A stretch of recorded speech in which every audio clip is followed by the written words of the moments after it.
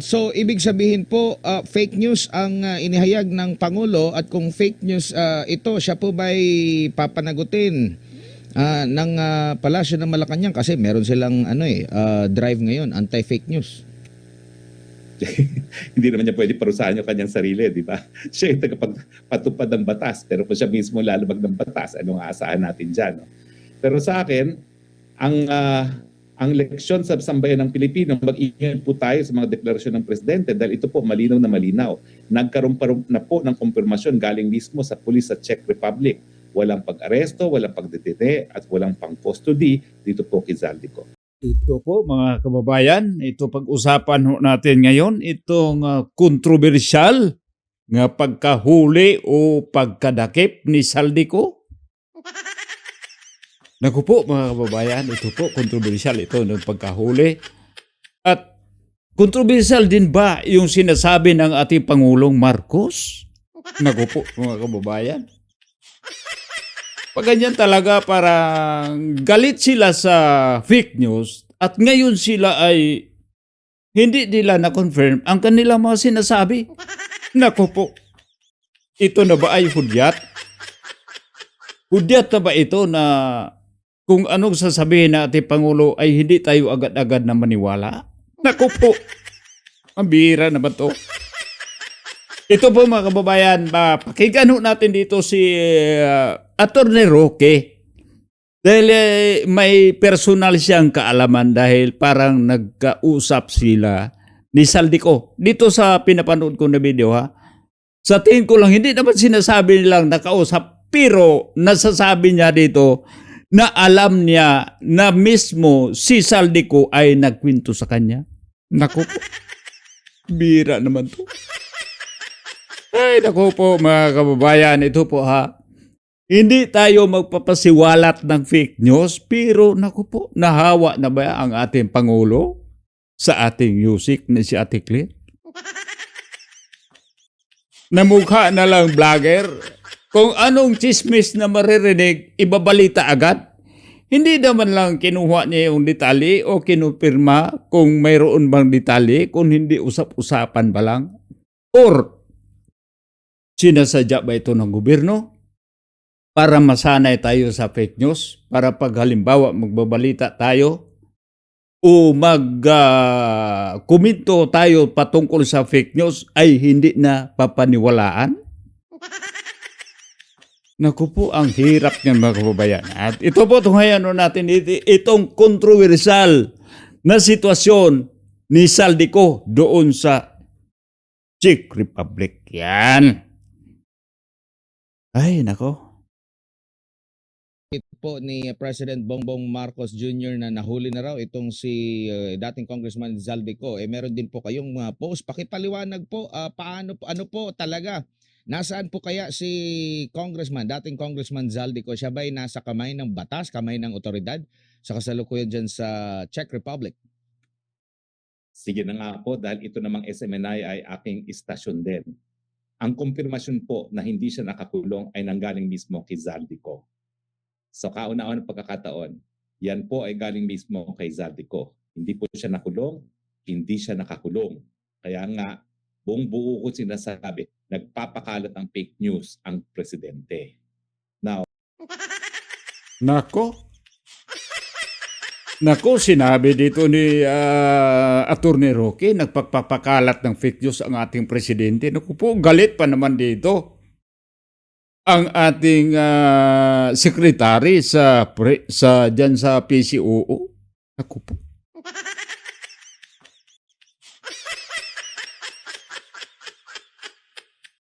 Accepted kasi makasuhan ang presidente. Yun lang mga vlogger, pag halimbawa ito mag-post ka sa Facebook, ito mga picture, tapos may mga AI generated na mga videos, tapos ma-share, yun fake news na yung pagpakalat, yung may kaso. Pero ito po mismo, presidente natin, ano sa palagay nyo? May kaso kaya? Wala!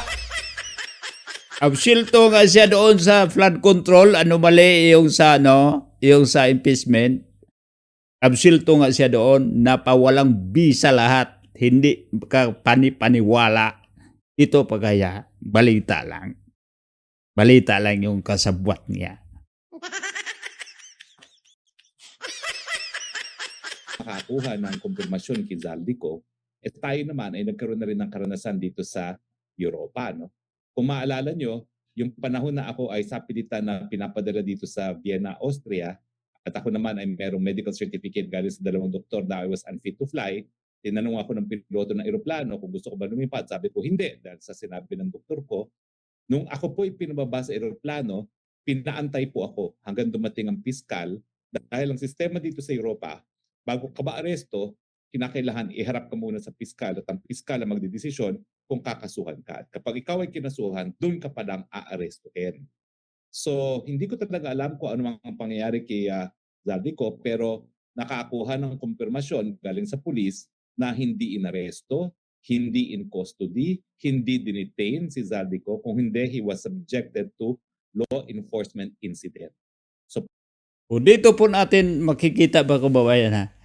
Naalala nyo si Alice Guo? Di ba yung hinuli siya at sinundo pa nga siya doon ng sino ba yung nagsundo doon? Si Abalos? At saka sino ba yung chief PNP dati? Di ba yung nahuli na nila doon, may pa-picture pa doon? Di ba? At patungkol din kay Tibis, nung in-extract nila pabalik, hinuli nila doon sa, saan ba yun na nag-exile siya, si Tibis dati? O di ba yung kinuha na nila pabalik ng Pilipinas, di ba may picture na hinuli nila, nakapusas? Bakit si Zaldico, kahit itong ano na lang niya, itong brown na suit niya, hindi pa lang naipakita na may o itong kamay na lang ni Zaldico, naipakita na may pusas. O, ibig sabihin, yung sinasabi dito ni Harry Roque, totoo. Yung sinasabi ni Pangulong Marcos, kayo na wala, maghusga. O sang-ayunan natin itong sinasabi dito ni Attorney Harry Roque na nag-fake news ang ating Pangulo. Bira. Dito ko makita mga kababayan na may naka-assign naman kung paano ibabalita itong mga kaganapan. Bakit hindi na lang ipahintulot doon sa may mga otorite na sila ang kanila talang trabaho? Hindi trabaho ng presidente na mag-report siya sa mga insidente na papagkahuli. May mga ahensya tayo dyan. Kaya nga nakikita ko dito, hindi ko naman inano yung Pangulo dito. Kaya sa wala kasi siyang masyadong ipagyayabang na mga proyekto, ito lang pagpapahuli kay Zaldico. Nangunguna siya sa investigasyon pero naggawa siya ng sarili niyang institusyon na mag-imbestiga specifically dyan sa flood control. Pero anong nangyari? Wala. Patungkol na ba dito kay Dito natin makikita ha. Dito lang mga kababayan, kukomentarohan ko dito ha. Yung kung halimbawa mapatunayan or totoo yung sinasabi na isa si Zaldico sa mga magnanakaw, kaya na sabihin lang natin magnanakaw. O sabihin natin kasabwat sa magnanakaw. Yon. Ay andoon na sa ibang bansa. Papalayasin na, ibabalik pa rin natin para maausildo dito sa Pilipinas at magnakaw ulit. Itong taong nakasira sa ating institusyon, ipababalikin sa Pilipinas. Pero ang taong may nagawa sa Pilipinas, kahit papaano, medyo umayos kunti sa loob ng 6 na taon, itong si Tatay Digong, tinapon sa labas. Ang talino ng administrasyon na yun, Ang talino. Itong may mga criminal liabilities, ala dito ka sa Pilipinas. Pero itong nakagawa ng medyo kaayusan, kahit kunti, kahit katiting man lang kaayusan sa Pilipinas, ayun, tinapon.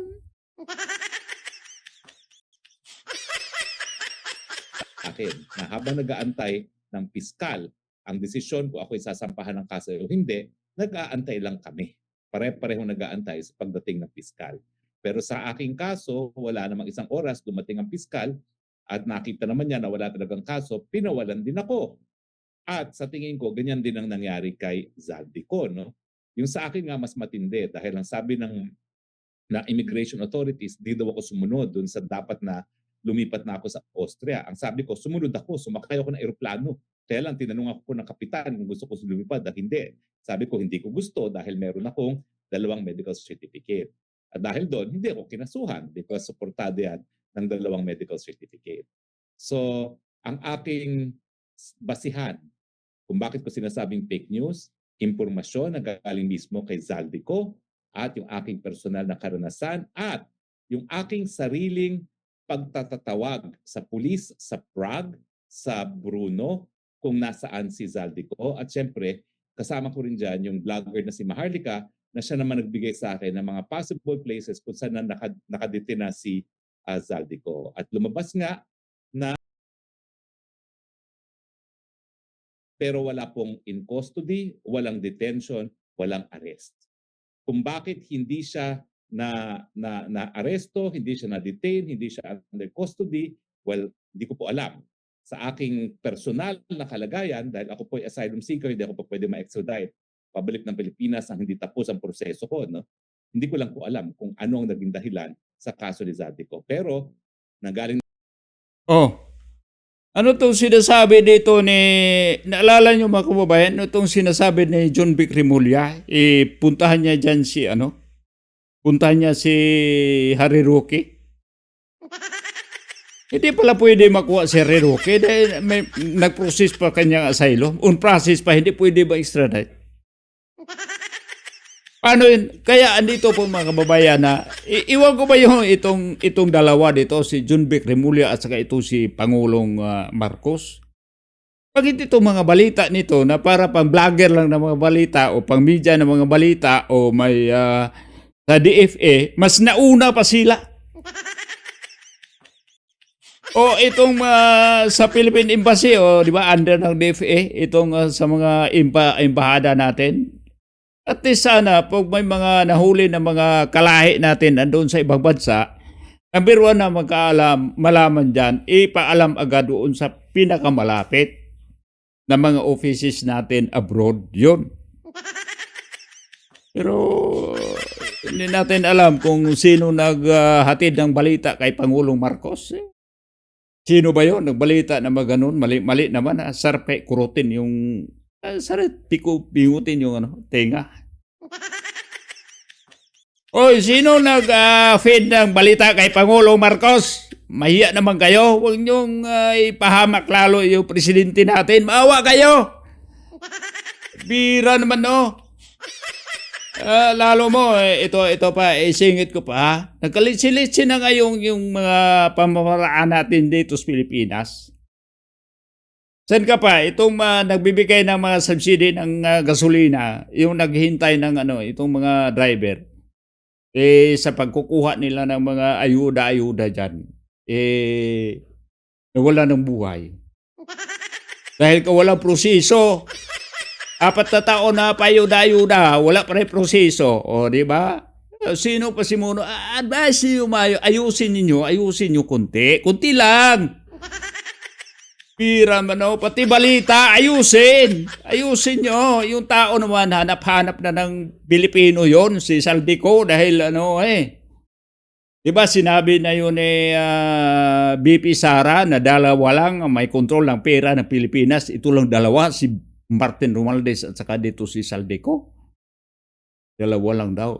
2 yung inutusan. Dahil hindi naman yung gagalaw yung 2, si Zaldico at saka si Romualdez, pag hindi inutusan ng pinsan ni Romualdez. Ako po. Ibig sabihin dito, magmukhang inosente itong Pangulong Marcos natin. Mahal na mahal natin Pangulo. Nagmamahalan lahat.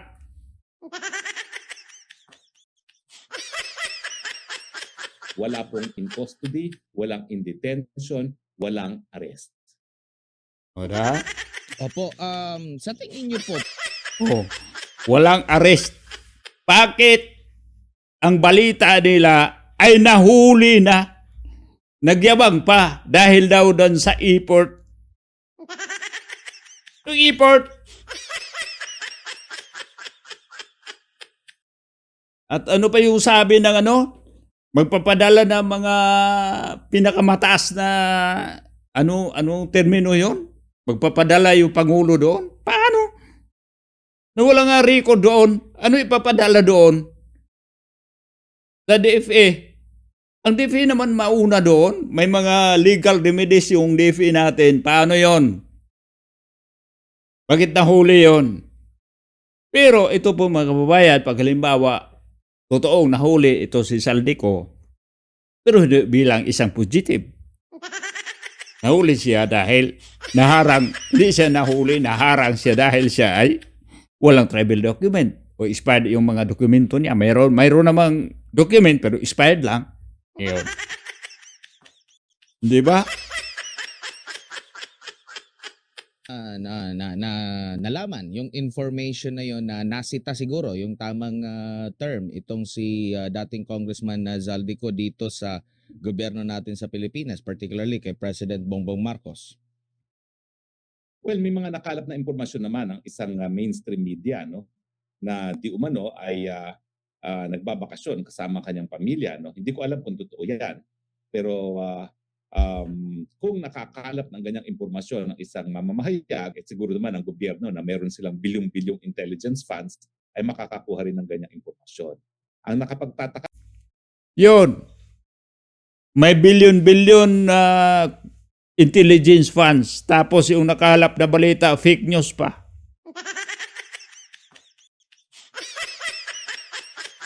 Magkano kay bayad doon? Bawiin mo nga. Sayang eh. Sayang. O baka yung mga sino ba yung agent na yun? Yung mga surveillance natin ng mga hindi naman na konfirmado pala yung mga nakakalap nilang mga informasyon. Palitan na yun. Sayang na pera. Ito pera ng Pilipinas, pera natin yung mga kababayan ha. Itong pagbibili natin ng itlog, bili natin ng kung ano-anong mga bibili natin. Diba, may bat doon. Yun na, yung bibili tayo ng yung may mga sasakyan dyan, kahit itong pinakamababa, nakamotorcycle lang. Pag bibili ka ng gasolina, may tax. Magkano per liter yun nakapatong, may excise tax, may bat. Yun. Tapos bababayan natin dyan sa mga nila, intelligence nila na hindi naman totoo pala yung binabalita. Binabato ng fake news yung yung presidente natin. O ngayon, nagbabalita, ayun. Nga.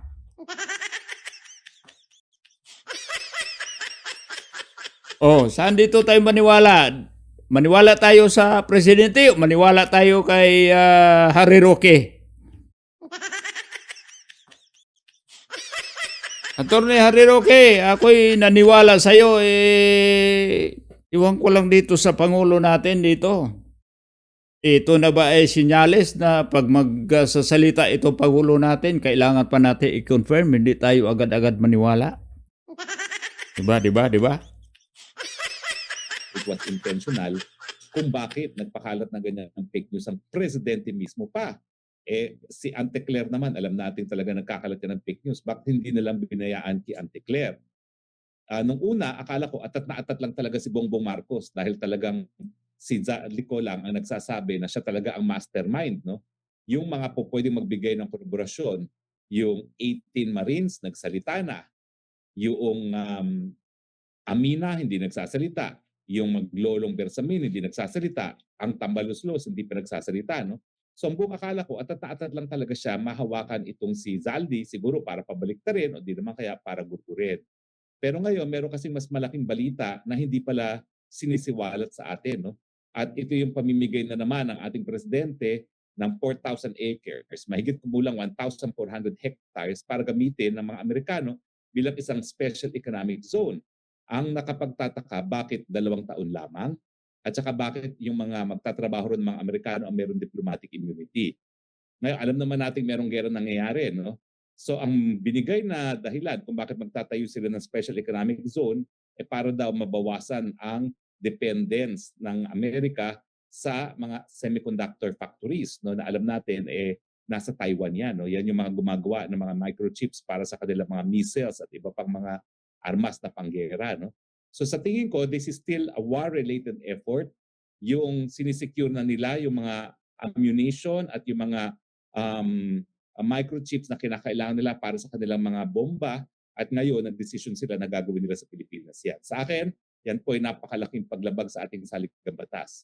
Sa panahon na may gera, hindi po ibig sabihin na palibasa hindi tinatawag na military base ay hindi yan military base. Ang definisyon sa batas sa umiira pag mayroong digmaan, international humanitarian law, sa isang military object ay, I will quote, no, by its very nature, object or purpose contributes to the war effort. So, maski yan po ay gagamitin lamang para sa microchips ng mga missiles ng mga Amerikano, yan po contributes to the war effort, and that means it forms part and parcel of the war itself. No? Kaya nga po sinasabi ko na baka linilihis lang ang issue dahil itong issue nitong dapat pag-usapan. Bakit pumapayag tayo ng ating teritoryo ay talagang gagamitin para isulong ang gera ng Amerika sa Iran, gayong ipinagbabawal ito ng saligang batas dahil sabi natin we renounce war as an instrument of our foreign policy, at ang presensya ng mga military bases na dayuhan ay dapat sang-ayon sa tratado, ratifikado ng Senado, at kung kinakailangan, kunin ang pagpayag ng sambayan ng Pilipino. Baka walang alam si Marcos dyan. Walang alam. Hindi nga alam kung ano talagang totoong nangyari kay Saldico. Lalo na yung lupa-lupa, sinong nag-facilitate dyan. Wala yung kaibahan yung sa balita ni Saldico, pinifeed ng fake news. Naniwala agad yung Pangulo. Ito namang sa nag-allocate ng lupa para ilaan yung mga sa Amerikano para doon magpagawa ng kung ano-anong imbakan, kung ano-ano nila bilang suporta sa paggigira nila. Pagka walang alam.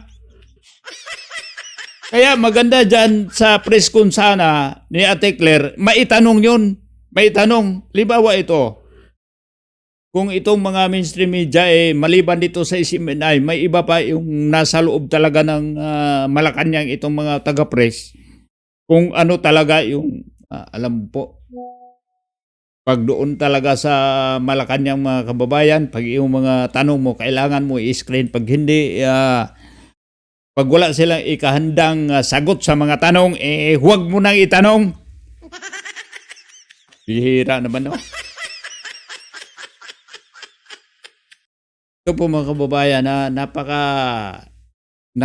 napaka-domino ang epekto nito. Tayo pa ay naapektuhan dito sa gera na wala naman tayong kinalaman sa gera. Bakit tayo naapektuhan? Dahil ang magkaramihan sa mga oil natin andito galing, wala tayong sariling oil. Ngayon naepektado na sila. Ngayon dinagdagan pa Manila. Sumang-ayon ang ating Pilipinas na maglagay ng facilities itong mga Amerikano para pagpagawa ng mga microchips para pagsuporta sa kanilang weapons para sa panggira. Ako po. Kahit sabihin natin na hindi military base yun, ayon sa sinasabi ho dito ni Harry Roque, kahit hindi sabihin na hindi military base yun, pero itong mga ginagawa nila na facilities ay pagsuporta sa panggira nila, walang kaibahan yun. Parehas lang din yun. Wala yung kaibahan na yung gumagawa ng kasamaan na walang pera, ito namang may pera mo yung nagpupundo doon sa mga gumagawa ng kasamaan. Parehas lang din yun, kasabwat kayo. O di pag-atakihin tayo, o di kayo ha. Kayo dyan ha, sa Pilipinas ha, kasabwat kayo ha. Akala ko hindi kayo sasali. Nagpalagay pa kayo dyan, kayo palang nagpasilitate ng mga ano nila, facilities nila. Kayo palang nag-provide ha. Binigyan nyo sila ng pagkakataon na makapurma. O, Patay tayo. Wala tayong panglaban dyan. Magkano kayong deal? O ano kayang deal ng Pilipinas? Bakit itong sa mambabatas natin hindi nila alam, hindi nila inuusisa, wala silang surveillance patungkol dyan, wala silang investigasyon, bakit ito mangyari? Pag totoo itong sinasabi ni Harry Roque, na labag yun sa saligang batas itong mga ginagawa nila, bakit walang sumisita? Ito na pagkadelikado mga kababayan, pwede naman tayo mamatay sa gutom, huwag lang sa gira. Dahil yung gutom, dalawang kainan pumaso nimo, yung mga tao mag-ambag-ambag, hindi na yung maano. Pero yung mamamatay sa gira, kawawa naman tayo dyan. Huwag tayong sasali dyan. Nagugutom na nga tayo, tinitira lang ng tiyan natin, umaray na tayo. Paano na yung bala? Kahit ganito ang buhay natin mga kababayan na medyo malungkot yung buhay natin, masilimot yung buhay natin, talagang napakahirap yung buhay natin, pero masarap pa rin mabuhay, di ba? Oo.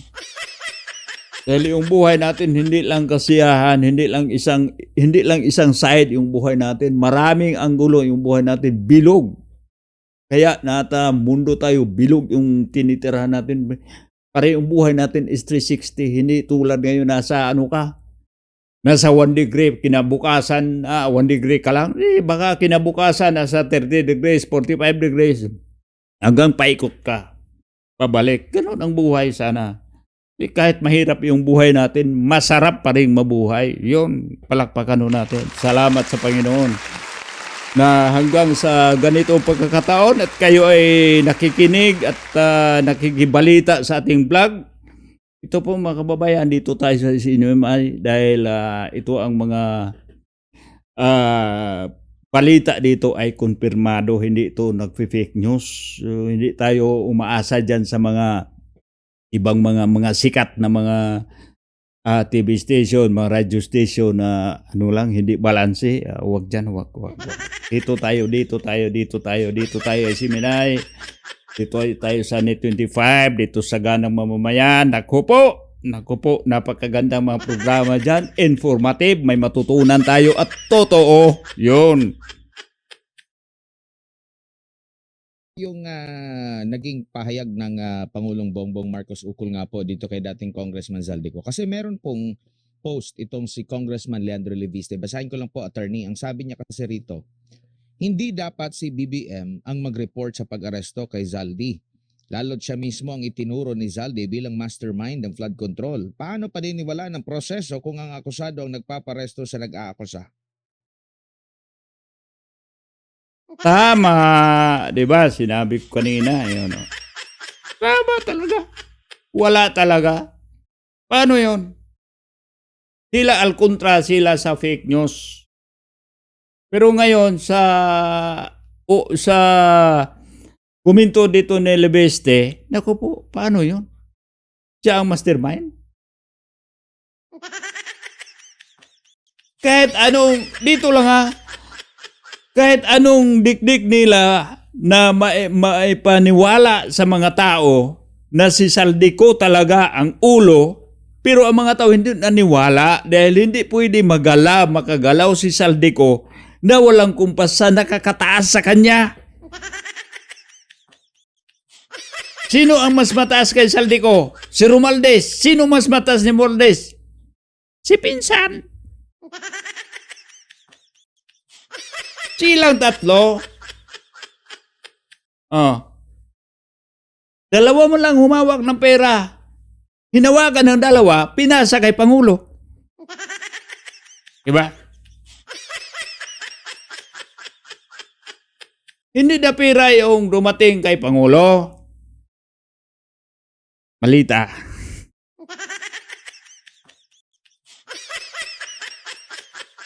Pero yung nagpreparar, may malita din.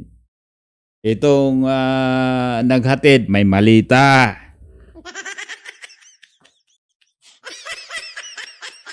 O yan, no?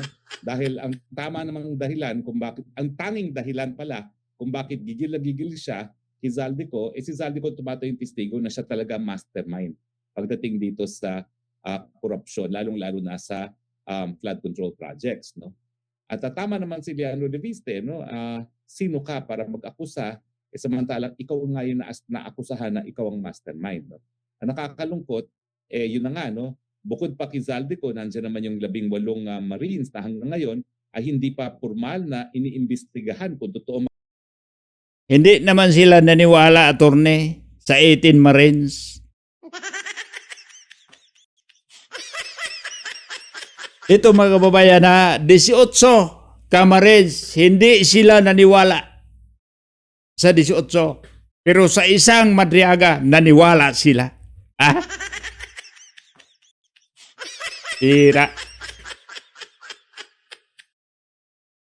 Pero napakadami nilang detalyo na binabanggit na napakahirap naman paliwanaan na nagsisinungaling lang yung mga Marines. Opo.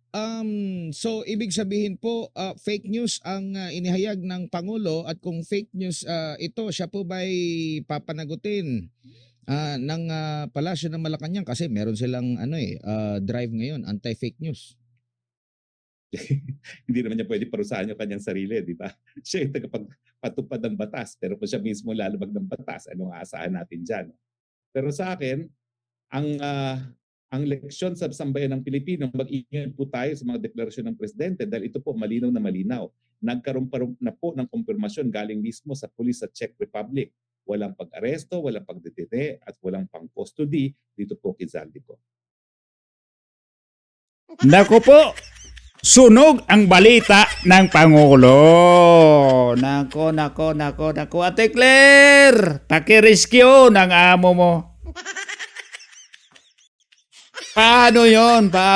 Hindi ko pa napapanood itong press briefing kay Ate Claire kung may magtatanong ba patungkol dito sa fake news.